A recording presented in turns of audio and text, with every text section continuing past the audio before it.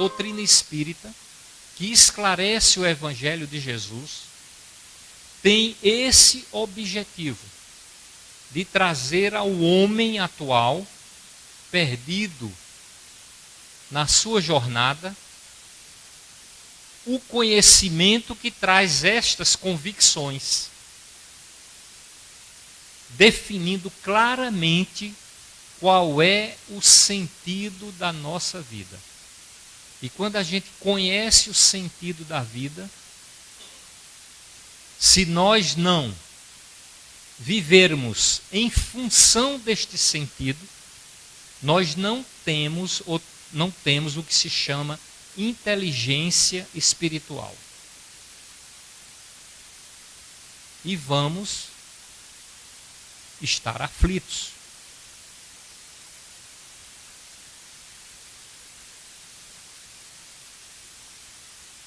Então, guiado pela ilusão dos sentidos, porque é a única coisa que lhe parece real, o homem quase sempre é surpreendido por acontecimentos desagradáveis que marcam sua existência, e ele adota então uma atitude reativa, muitas vezes agressiva. E quando não pode enfrentar aquele problema, ele se deprime. E se deprime por raiva, porque as coisas não estão acontecendo como ele gostaria que fosse, ou como ele queria que fosse.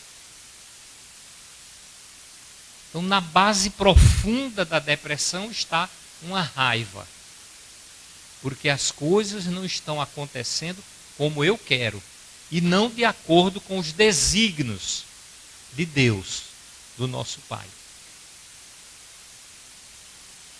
Difícil é entender que a solução dos nossos conflitos não se pode basear em propostas exteriores imediatas, pois somos espíritos submetidos às leis morais da vida.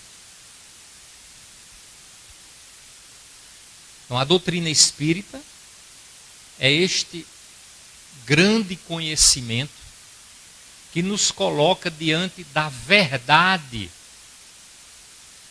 das coisas, das situações, das leis, tanto materiais quanto das leis morais da vida, que explica todas as nossas circunstâncias e responde a todas as nossas indagações.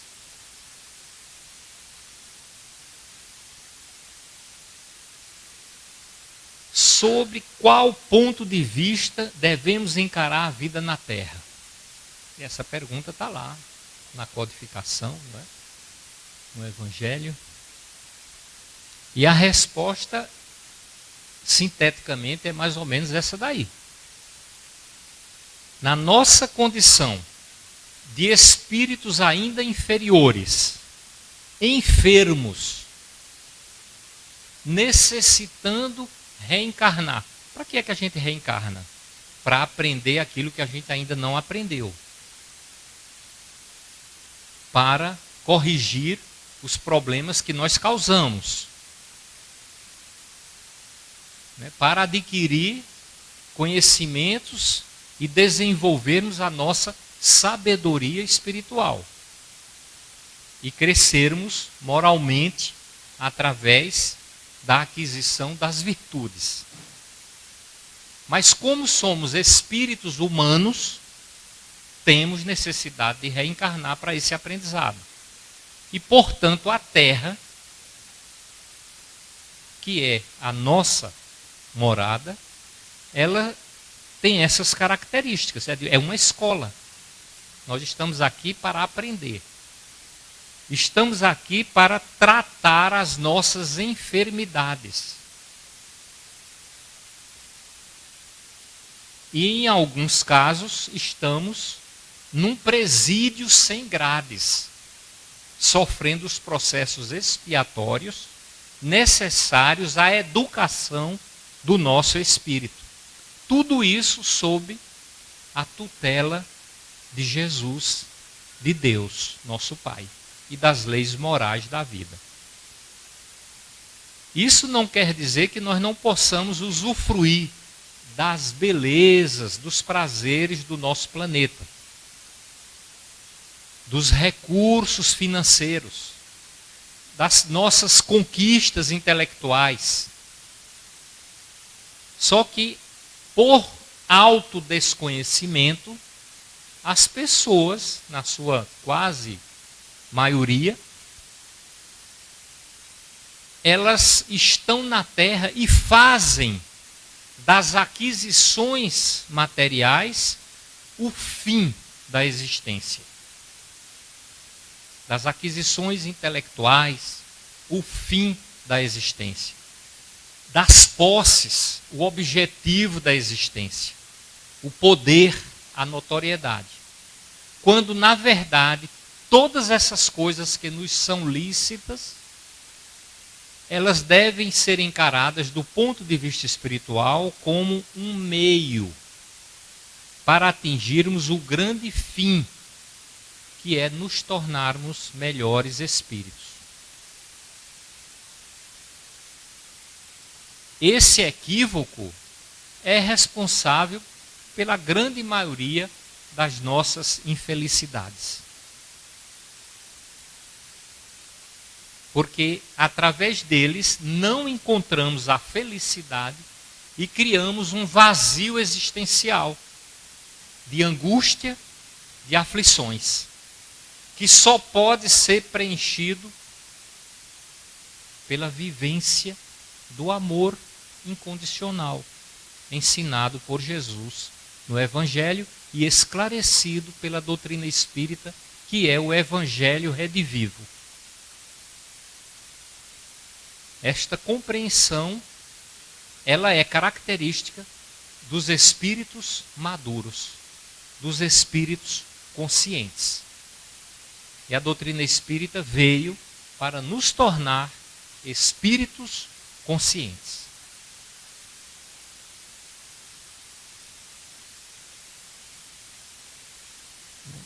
O que é resiliência? Que para mim também era uma palavra estranha. Há poucos anos é que eu fui entender realmente o significado da palavra resiliência. Capacidade de um indivíduo sobrepor-se e construir-se positivamente frente às adversidades. Então ele, diante de uma adversidade, qualquer que seja ela, revés financeiro, doença física, desastres afetivos, decepções, frustrações, ele, percebendo a sua missão existencial, ele sofre diante dessas circunstâncias, mas ele não se desespera e não se deprime. Ele agradece a Deus e aprende com aquele problema, adquire valores morais e cresce em experiência e em sabedoria. Isso é resiliência. Então nós estamos aqui na Terra para aprendermos resiliência. Resiliência. O que fazer com os nossos problemas sem nos perdermos, sem adoecermos de forma irreversível, sem desespero? Porque a Terra é um mundo de provas e expiações. Agora num período de transição que é muito mais complicado ainda do que simplesmente provas e expiações. Quem lê, quem estudar a Gênese, os tempos são chegados, e o Apocalipse de Jesus, através de João, vai compreender esta fase que nós estamos passando no planeta.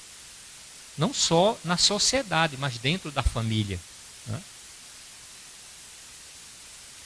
Do ponto de vista da psicologia,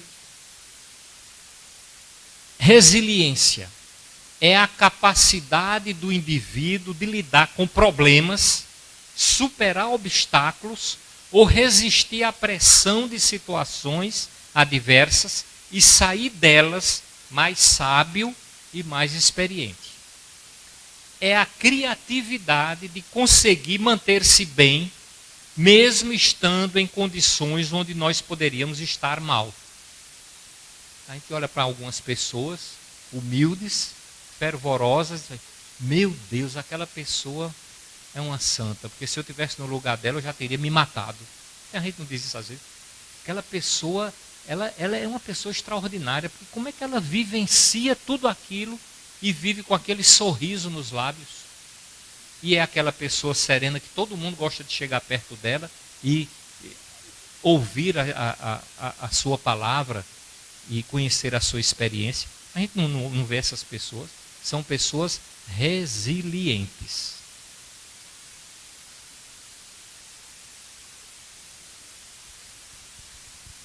Jesus escolheu o cenário do deserto para trazer o evangelho.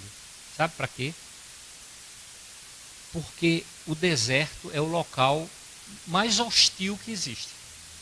De incômodo, de desconforto, de fome, de sede, de calor intenso durante o dia, de frio intenso durante a noite, cheio de pedras, de animais peçonhentos. Então é um local terrível. E o deserto é o símbolo espiritual das nossas insatisfações.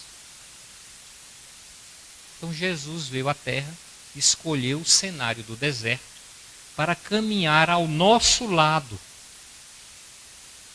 para nos explicar o porquê do nosso sofrimento, das nossas aflições, como deveríamos aprender com as aflições e principalmente como deveríamos fazer para não precisarmos das aflições para construirmos o reino dos céus dentro de nós. O Evangelho, que ele chamou de caminho, verdade e vida. Caminho por quê? Só ele tinha autoridade para mostrar o caminho. Porque se ele veio do céu, é porque ele chegou lá. Se ele chegou lá e voltou de lá, é porque ele conhece o caminho. Principalmente porque ele já transitou pelos caminhos que nós estamos transitando nesta fase humana. Então ele tinha autoridade para dizer, o caminho é esse. E só existe esse. Se você desviar, você vai ter aflições.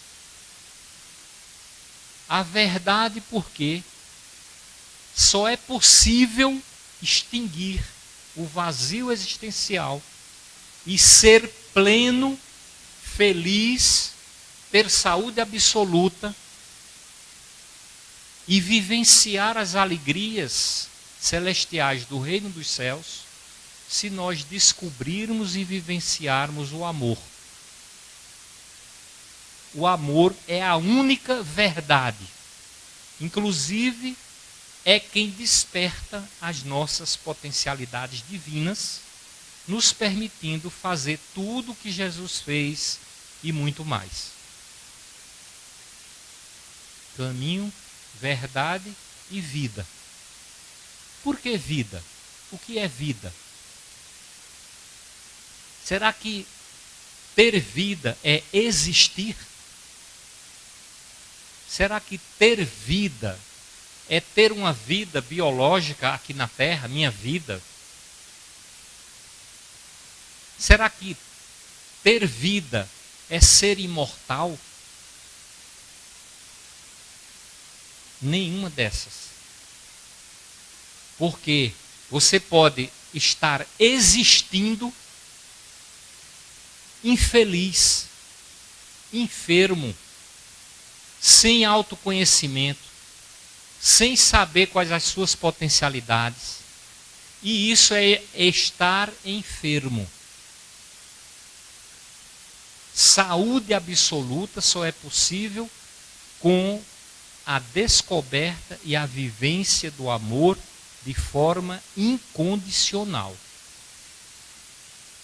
Daí Jesus ter dito também, qual é a lei? Amar a Deus sobre todas as coisas amar ao próximo, amar a si mesmo, com todo o nosso entendimento, com toda a nossa alma, né?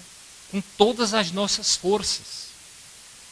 Foi isso que ele disse. Isso resume tudo.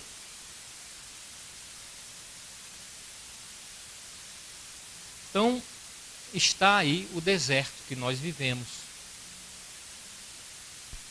Agora, a pergunta é essa: o que poderá produzir em nós a resiliência, iluminada pelas verdades eternas do Evangelho e pelos ensinamentos da doutrina espírita?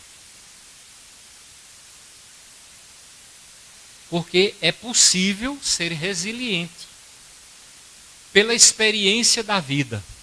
Eu não vou reagir a isso não, porque isso vai me causar sofrimento, vai me dar gastrite, vai me dar úlcera, vai me dar hipertensão arterial, vai me dar insônia. A pessoa fica resiliente. Outra coisa, mas ela sofre, ela se deprime, ela fica angustiada, ela fica com mágoa, né? Mas se você tem o conhecimento do Evangelho e o autoconhecimento e o conhecimento das coisas, o que é que você vai saber? Você vai saber que Deus nos ama infinitamente e que tudo aquilo que nos acontece tem uma finalidade útil. É a melhor coisa que poderia nos acontecer para construirmos a felicidade que tanto buscamos. Nós iríamos saber que os problemas que nós vivenciamos foram aqueles que nós criamos e pelos quais fomos atraídos vibratoriamente para tratar as enfermidades da nossa alma. Sem aqueles problemas, nós ficaríamos indefinidamente mantendo as nossas imperfeições. É por isso que o planeta é de provas e expiações. E como disse a mensagem, nem tudo que a gente sofre é porque a gente está pagando pelo que fez. São oportunidades para exercitarmos a resiliência, cujo objetivo é entesourar virtudes, paciência, tolerância, misericórdia, compaixão, perdão. Quem trabalha esses valores está trabalhando a resiliência e está crescendo, se amadurecendo.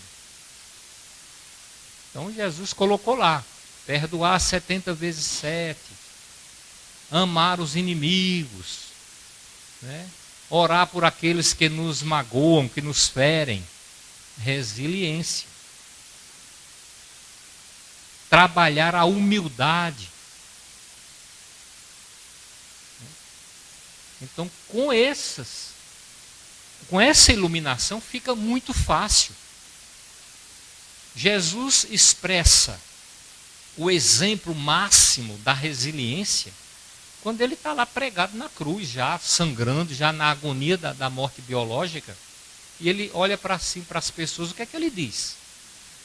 Pai, perdoai-lhes, eles não sabem o que fazem.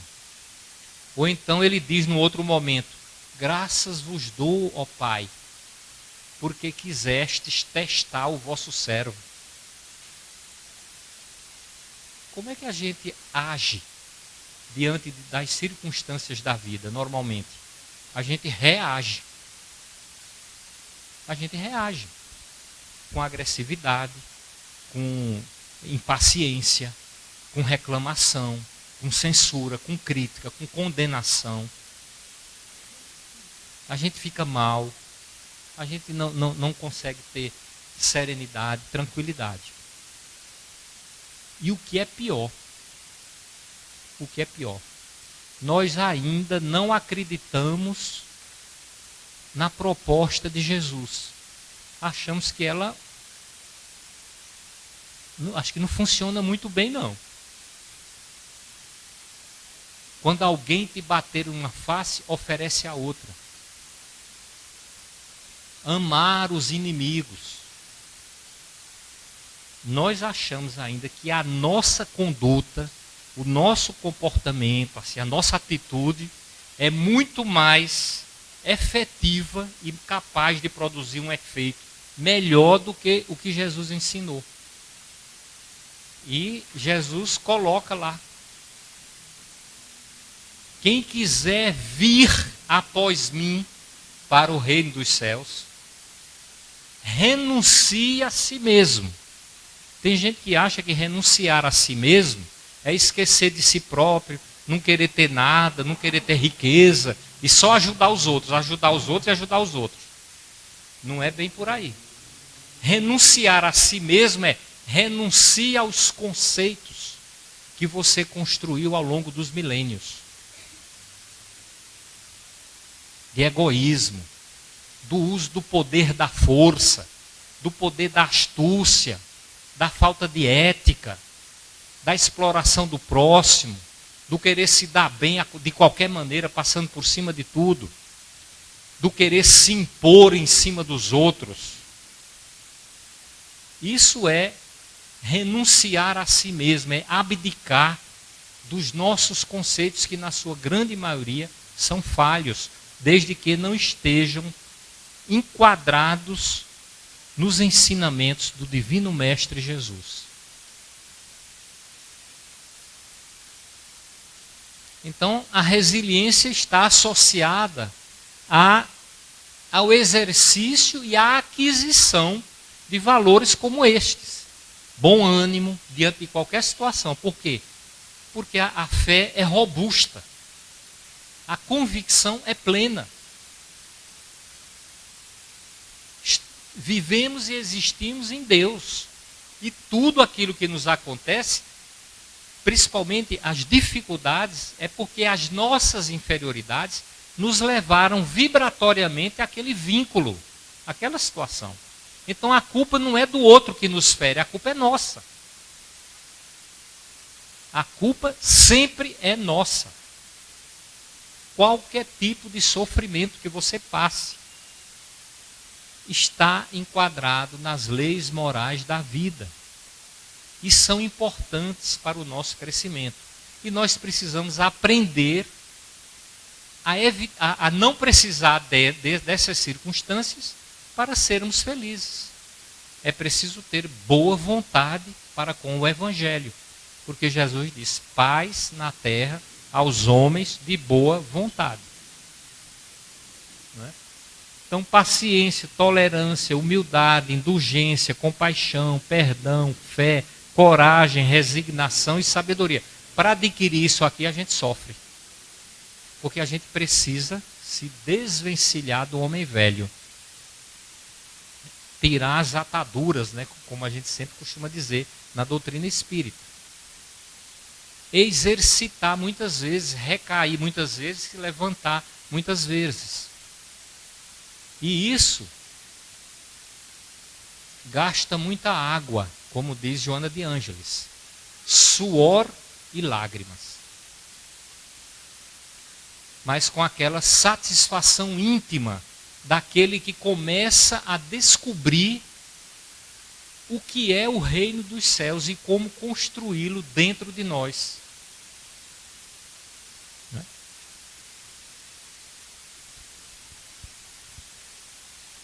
Lá no 5º capítulo do Evangelho, que é o maior capítulo do Evangelho segundo o Espiritismo, bem-aventurados os aflitos, porque é a maior necessidade da humanidade. Acho que Kardec caprichou mesmo aí. É ali que tem que ser. Bem-aventurados os aflitos. A calma e a resignação auridas da maneira de encarar a vida terrestre e da fé no futuro dão ao espírito uma serenidade que é o melhor preservativo contra a loucura e o suicídio. Encarando as coisas deste mundo de maneira porque o Espiritismo faz que ele as considere, o homem recebe com indiferença, mesmo com alegria, os reveses e as decepções que o houveram desesperado noutras circunstâncias. E que tem desesperado quem não conhece a doutrina espírita, as leis espirituais da vida. O suicídio está aí no mundo. As drogas estão aí para anestesiar o sofrimento e o vazio existencial das pessoas. O cigarro, o álcool, a maconha, a cocaína, o crack e tantas outras drogas. A busca desenfreada pelo ter coisas, que leva à ansiedade, ao estresse, às distonias e à depressão. O mundo está aí trazendo todos esses exemplos para todos nós. Então nós temos um manual de educação integral oferecido à humanidade para a sua formação moral e espiritual na escola da terra. A doutrina espírita, o livro dos espíritos. Então, nós precisamos nos afeiçoar mais do que nunca ao estudo, à meditação, à reflexão do livro dos espíritos, dos livros da codificação, para, adquirindo conhecimentos, nos autoconhecermos, estabelecermos as nossas metas de crescimento, buscarmos a vigilância e o exercício diário da prática das virtudes, rompendo com o homem velho. E principalmente no contato com as aflições da vida é que nós vamos crescer mais, adquirir mais valores, mais humildade, mais serenidade, mais paciência, mais tolerância, mais capacidade de compreender, de ter compaixão e de perdoar. Porque a maioria das pessoas continuam fazendo as coisas erradas, desconhecendo as complicações e as consequências que estão criando para si próprias, nesta vida e em outras.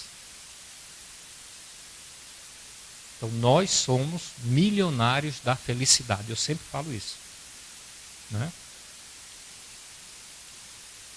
Conheci a doutora Miriam Castro, daqui de Alagoas, foi presidente da Sociedade de Cardiologia daqui de Alagoas, minha colega,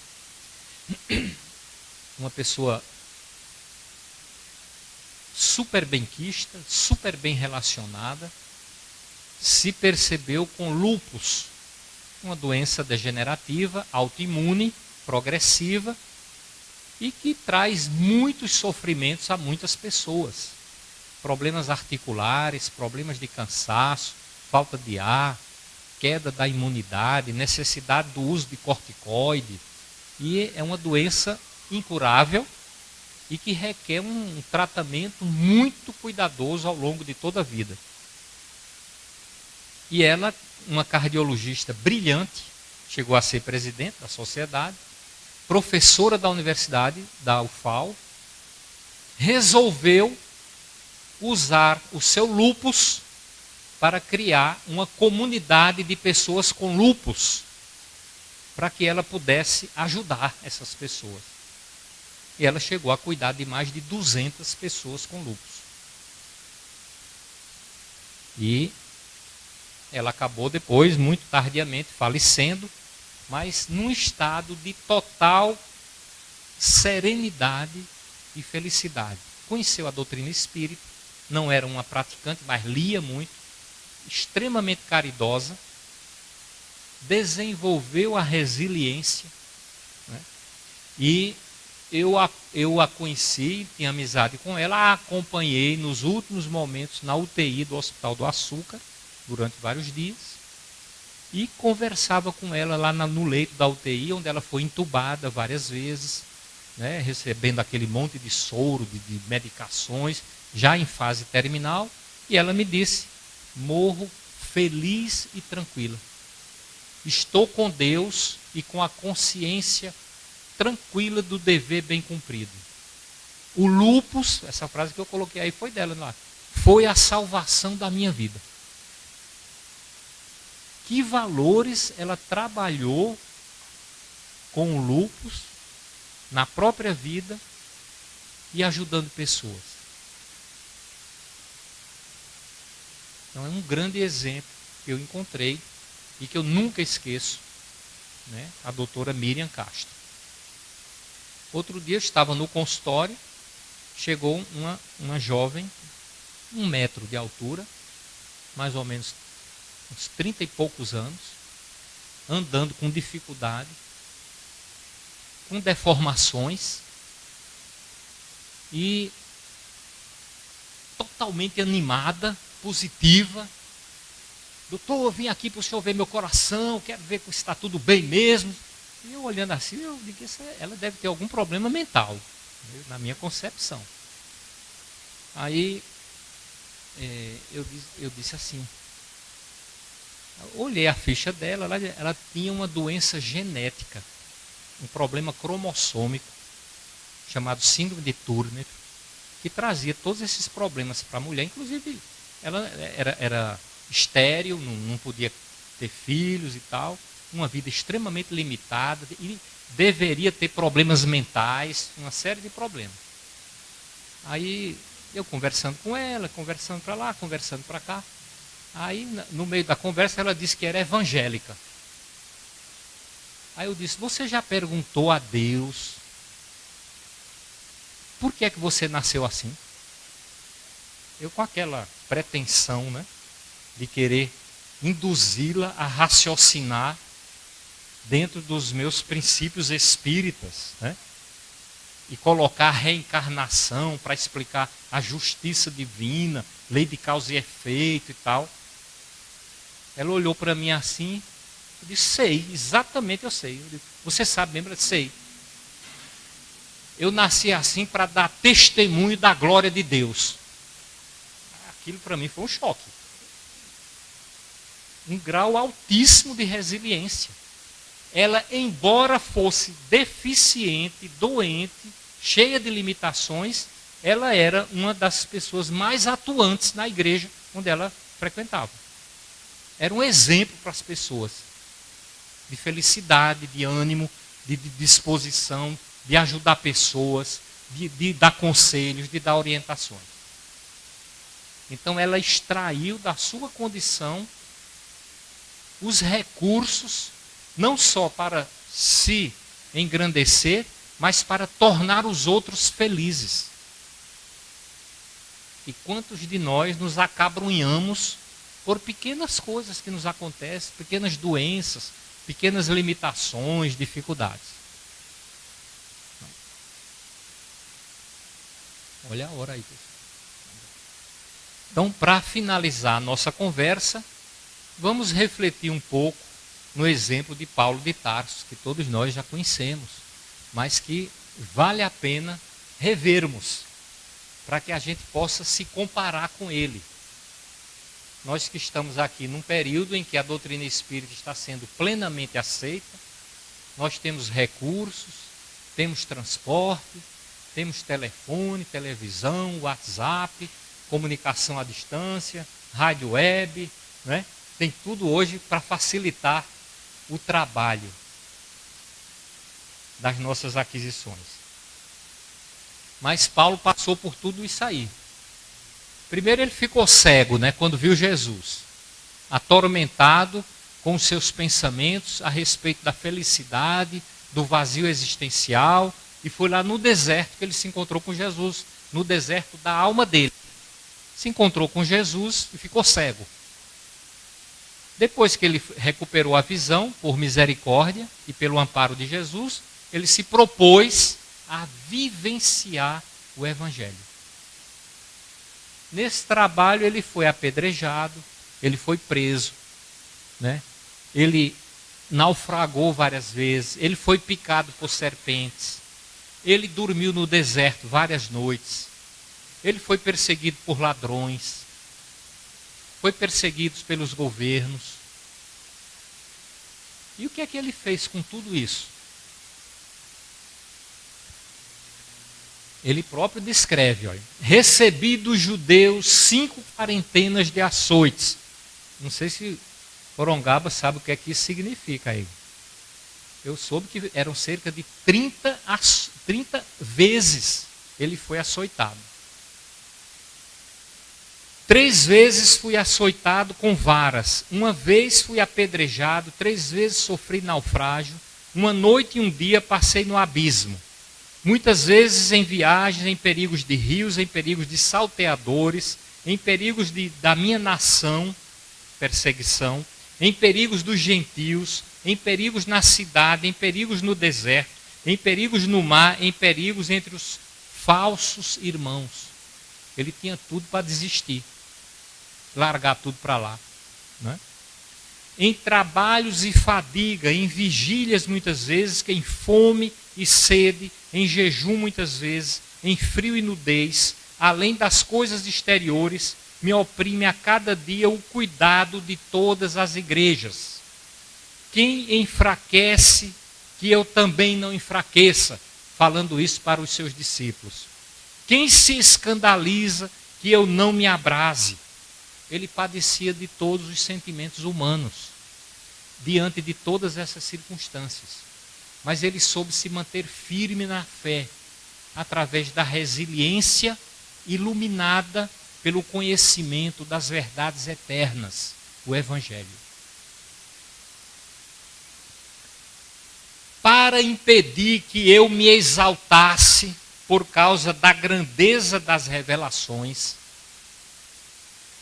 foi-me dado um espinho na carne, para que a sua vaidade não se exaltasse diante do que ele sabia e do poder que ele começou a desenvolver dentro dele. Um mensageiro de Satanás para me atormentar, foi-me dado um espinho na carne. 3 vezes pedi a Deus, ao Senhor, que eu tirasse de mim. E ele me disse: minha graça é suficiente para você. Aquela graça daquela mulher com síndrome de Turner. Para ela, bastava ser amiga de Jesus, conhecer o Evangelho e buscar vivenciar o Evangelho. O resto era secundário, não tinha importância alguma. Assim fez Paulo. Minha graça é suficiente para você, pois o meu poder se aperfeiçoa na fraqueza. Portanto, eu me gloriarei ainda mais alegremente em minhas fraquezas, para que o poder do Cristo repouse em mim. Por isso, por amor de Cristo, regozijo-me nas fraquezas, nos insultos, nas necessidades, nas perseguições, nas angústias, porque ele aprendia com elas. Pois quando sou fraco é que sou forte. E a gente, quando é fraco, é que fica mais fraco ainda. Tem gente que perde até a fé. Aqui só para ilustrar o que ele caminhou a pé e de navio, em vários continentes, em vários países, pregando o Evangelho, fundando igrejas, passando por todas essas aflições. E como a gente tem dificuldade de vir aqui à reunião na quarta-feira. Quantos de nós muitas vezes ficou por qualquer motivo, eu não vou não, porque eu já estou meio com gripe, estou meio doído, com dor no joelho. Veja bem, né? O que é que precisamos, né? Paulo conseguia extrair a força de Deus todos os dias. Aprendeu que o segredo para uma vida cristã é a entrega incondicional ao amor. Mas temos esse tesouro em vasos de barro. Esse conhecimento, doutrina espírita, evangelho, a gente tem tudo isso em vasos de barro. Nosso corpo biológico, que sofre, que tem dores, que é perecível, que envelhece, né? Para mostrar que este poder, que a tudo excede, provém de Deus. Nós somos capazes de superar todas as nossas dificuldades, carregar todos os nossos fardos, porque Deus não é sádico, nos dá na medida certa, para que possamos atingir a felicidade o mais rapidamente possível. Todos os dias somos pressionados, mas não desanimados. Ficamos perplexos, mas não desesperados. Somos perseguidos, mas não abandonados. abatidos, mas não destruídos. Por isso não desanimamos, embora exteriormente estejamos a desgastar-nos, interiormente estando sendo renovados dia após dia. Paulo tinha esperança diante do sofrimento, porque mantinha o ponto de vista nas coisas do céu e não nas coisas do mundo. Como eu falei lá no início, né? O autodesconhecimento e o desconhecimento da verdade são o nosso maior problema. Paulo focou nas coisas do céu e não desse mundo. Esse mundo é uma escola, um hospital e um presídio, onde a gente está aqui para aprender. Pois os nossos sofrimentos, leves e momentâneos, estão produzindo para nós uma glória eterna. Ele considerou esses sofrimentos dele todinho leves e momentâneos. Porque o que são esses momentos no tempo eternidade? São momentâneos. Que pesa mais do que todos eles. Assim fixamos os olhos não naquilo que se vê, o mundo físico, mas no que não se vê, pois o que se vê é transitório, mas o que não se vê é eterno. Então a visão clara das coisas, ser consciente, né? Inteligência espiritual. Não há mais tempo, né? Não há mais tempo. Então, essa mensagem aqui da ostra é bem conhecida, mas demonstra um pouco o que é a resiliência e como trabalhar a resiliência, né? A ostra é um animal assim, asqueroso, vamos dizer assim, de aspecto horroroso. Mas ela se transforma numa pérola, não é isso? A ostra se transforma numa pérola. A pérola é o resultado da entrada de substância estranha, por exemplo, um grão de areia no interior da concha onde está a ostra. Ou seja, a aflição, o incômodo, a dificuldade, o problema, a deficiência, a carência. Entrou ali e começou a incomodar a ostra. O que é que ela fez? A parte interna da concha é uma substância lustrosa chamada nácar. Quando um grão de areia penetra, as células do nácar entram em ação e recobrem o grão com várias camadas. O que é que a gente faz com os nossos problemas? A gente reage ou a gente trabalha para que aquele problema seja resolvido? Para que aquela aflição traga algo de positivo? Como é que a gente lida com o incômodo que chega na nossa vida? Como resultado, uma linda pérola vai se formando no seu interior. A aquisição da paciência, da tolerância, né, do perdão, a compaixão, a indulgência, a benevolência. Tudo aquilo a gente vai trabalhando diante das aflições que nos acontecem. E a gente vai se transformando numa pérola, que é o símbolo da grandeza espiritual que a gente constrói, o reino dos céus dentro de nós. Você já se sentiu ferido pelas palavras de um amigo? Já foi acusado de ter dito coisas que não disse? Suas ideias e atitudes já foram rejeitadas ou mal interpretadas em qualquer lugar, né? Então produza uma pérola. Cubra suas mágoas e as rejeições sofridas com camadas e camadas de perdão e amor. Infelizmente, são poucas as pessoas que aprendem a não cultivar ressentimentos. E por isso deixam as feridas abertas, alimentando-as com sentimentos inferiores, complicando o próprio sofrimento, né? Assim, na prática, o que vemos são muitas ostras vazias, não porque não tinham sido feridas, mas porque não souberam perdoar, compreender e transformar a dor em amor. Lembra-te da humildade do Cristo e recorda que ele, anjo em forma de homem, sem precisar passar por nenhum tipo de sofrimento, né, estava cercado de adversários gratuitos e de verdugos cruéis.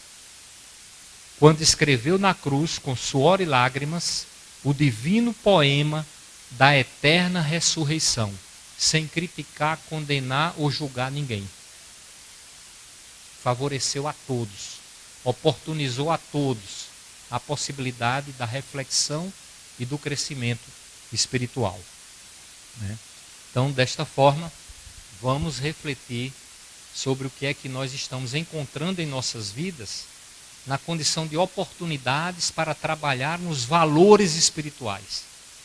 E vamos colocar a nossa inteligência espiritual no sentido de aproveitar essas oportunidades, agradecendo a Deus todos os dias pelos nossos problemas, pelas nossas aflições, porque são elas os grandes mestres. Não é Jesus, não é Dr. Bezerra de Menezes, são as aflições e as dores que irão nos tornar bem-aventurados, se delas retirarmos o aprendizado, o crescimento, a experiência e a sabedoria que irão construir o reino dos céus dentro de nós. Que Jesus nos abençoe a todos.